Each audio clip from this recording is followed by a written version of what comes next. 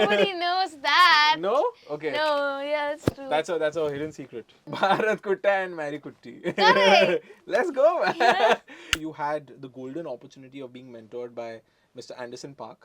Of course, one half of Silk Sonic. I'm sitting there thinking, I am sharing the same air as him, and that itself is like marking a milestone in my journey. Like, oh, I can exist in these same rooms. All right, what's up? How's it going? We have Mary Ann in our studios today. It's so cool to be doing this with you.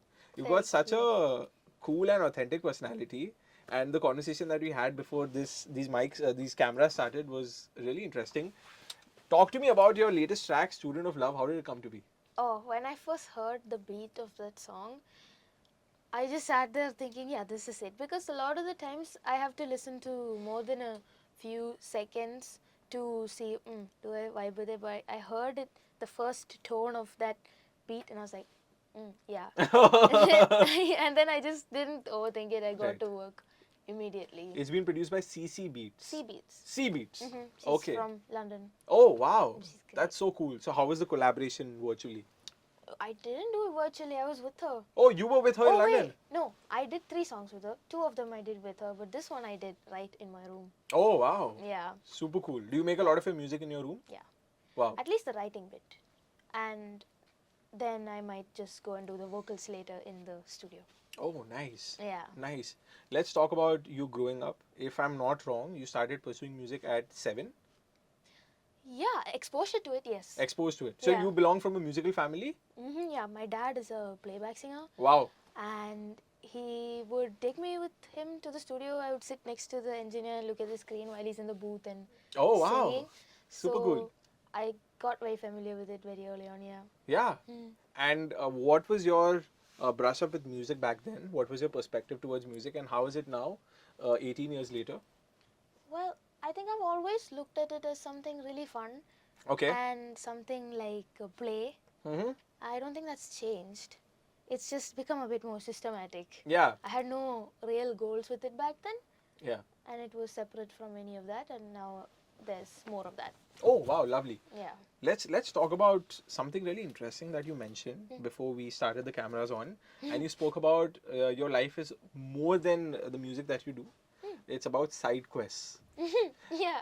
And you have like side quests that keep changing every now and then. Yeah. So you mentioned building your own house was I one was of. not building my own house. I mean, was you're not Bob the building Builder. Vibe building. The vibe builder. Yeah. Okay, the vibe curator. Yes. So, do you enjoy doing that? Do you like keeping things in order? Like, are you that kind of a person? Yeah, I do. But I think I just always like to have something going on in my head where I'm working towards something because it gives me a sense of motion. Yeah. So side quests are very stimulating. Right. Yeah, yes. Wow. Lovely. Lovely. Let's talk about a really interesting aspect of being a musician today, and that's actually having a social media presence. You know, you have a really strong social media presence. I know 70 people that follow you, and it's a testament to how good you are. You know, you have to build a personal brand and you have to have people invested in your story. How do you manage the both? Are they both parallel lines or are they lines that converge? Like your social media personality and your musical personality. How much that you pour into both of them is a total representation of who you are, and are they both in synergy?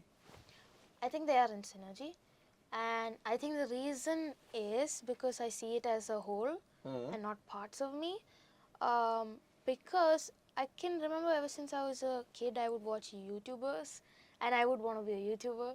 So I think doing both of this with the same excitement, like music and putting myself out there, it makes me like think of it as a whole. Yeah. Something that has interested me forever. Yeah. Wow. Super cool. Super cool. Who are your favorite YouTubers growing up? Actually, I can't remember. I watched a lot of different YouTubers. There was this one YouTuber called L Mills. Okay. But I remember that because it's a bit more recent. Maybe like 2015 was when I used to watch her a lot. Yeah, I liked watching PewDiePie a lot too. Oh yes, of course, the goat. Yeah. The first person to reach 100 million subscribers. That's super cool. I want to ask you about this. You know, you had the golden opportunity of being mentored by Mr. Anderson Paak, Mm. of course, one half of Silk Sonic, someone's music that we all have grown up to. How was it to be mentored by him, and how did it refine your approach towards music? What is it that you learned from him that you'd like to share with us? Well, firstly, he's like a really cool person, and just looking at him from my playlist when I'm 15, 16 Yeah. to just being in the same room with him itself is really inspirational, because I'm sitting there thinking I am sharing the same air as him, and that itself is like marking a milestone in my journey. Like, oh, I can exist in these same rooms, right? So I guess that feeling is a huge takeaway, because it things like that keep me going, knowing that that was possible itself. Yeah. Yeah. Wow. Mm. Super cool. You since the month of May have started releasing a song every month. Mm-hmm. There's a content creator approach to releasing music as an artist, Mm. and that is something that is unanimously seen in today's day and age, where people are actually ensuring that there are so and so amount of songs or so and so amount of music videos that you're releasing a year. How do you look at it that way? Do you already have songs banked up, or do you go about things as with the flow of it? How do you go about it? Yeah, I think having a good plan is always a good idea, right? Yeah. In whichever age and however um, work structure that we are following. So I guess like thinking, you said I was thinking about it in a very like social media content creator type way, Yeah. but I think what that is synonymous with is consistency, right? Oh, true. Yeah, Absolutely. so I think consistency looks different on different people, and I'm just trying my best to stay consistent. Oh, yeah, and you're doing Yeah, such a wonderful job. And thank being you. consistent has brought you to your latest release, which is Student of Love. Mm, How did this track come to be? And I read a really interesting line that you mentioned in your caption for this very track, and you said that to love is to be loved is to be learned. If I'm yeah, not to be mistaken, if I'm not quoting you yeah, wrong. That's such a beautiful line, yeah, and it has so much depth that knowing the other person or to understand the other person in entirety is one way of loving them. Understanding your quirks, understanding what you're about, and what is yeah, it that really works for you. yeah. Well, like I said, to be loved is to be learned. What I meant by that is, so many people would say that you love somebody, but then that is easy when things aren't difficult. But also to actually love, you have to kind of humble yourself to being open to being criticized, or um, seeing your imperfections, how you can show up better for somebody else. So it's a continual act of learning, Yeah. and not just in loving a human, but in loving anything. Like, I love music so much, and that also means you have to keep learning, and to understand it better, so that you can become better at expressing yourself in that medium. It's an I feel like to get better at anything, you have to be kind of obsessed with it. Yeah. Yeah, so this is like a love letter to everything that I love. Wow. Yeah. Wow, that's beautiful. I would actually like to ask you, in the process of making music, what is it about yourself that you've discovered that you probably would have not known if you didn't pursue music? I guess like I always thought I was a team player Okay. growing up, because my teachers would make me like class leader, school captain, and everything. So I assumed that it was because I was a good team player. But the more I grew up and started reflecting, I started understanding that I'm quite stubborn in a Okay. lot of areas. Right.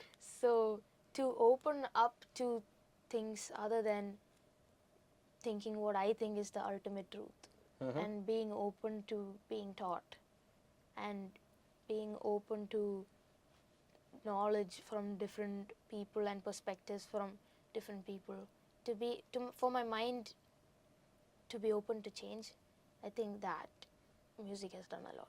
Wow. Wow, that's wonderful. So, do you own up to being stubborn, or do you feel that sometimes being a team player is also important? A good balance Good balance. of yes. Right. Yeah, because you have to know your intuition is also right in a lot For of sure. ways, For sure. but it's important to know when you're just emotional and you're being stubborn for no reason, just being emotional about it. Wow. Yeah. Who are you when you're not making music? or on social media and just by yourself, a girl from Trivandrum who's moved to Bengaluru and has her music reaching, all parts of the globe. Who are you Yeah. as a person? I think since I was a kid, my goal in life was to be able to do anything that I like to do without stressing about things. Hmm. So it was never I have to become the best, like a musical star. Like that was not ever my dream. Yeah, It ultimate goal. was balance of life that was my dream, which I think like since I was a kid when I would visualize my if people ask, oh, how do you see yourself in 30 years or something, I would think of like a nice house with so many corners that um, enable a lot of the things that I like to do and live the kind of lifestyle whatever I thought was that ideal, that might keep changing, but that fulfillment in life is what my goal always was. So when I not making music or singing, I am at the gym. Okay. I'm making food, Yeah. making a cup of matcha, Yes. watching a show alone. Yeah. I haven't been watching a lot of shows, but lately Mm-hmm. it's something I started doing. So when I'm eating, I'll watch, and it'll be another side mission to finish that show. Okay. What's Yeah. the best show that you watched while eating food recently? The Beast in Me, Okay. Yeah. With what platform is this on? Netflix. Netflix. Ta-dum. Okay.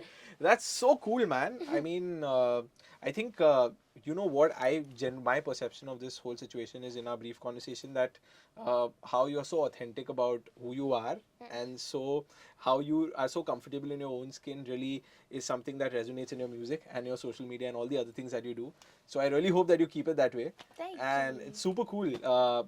I would actually like to ask you, we have a really evolving music scene in our country at this point of time, where, we had Bollywood music taking the center stage for at least the Hindi speaking audience.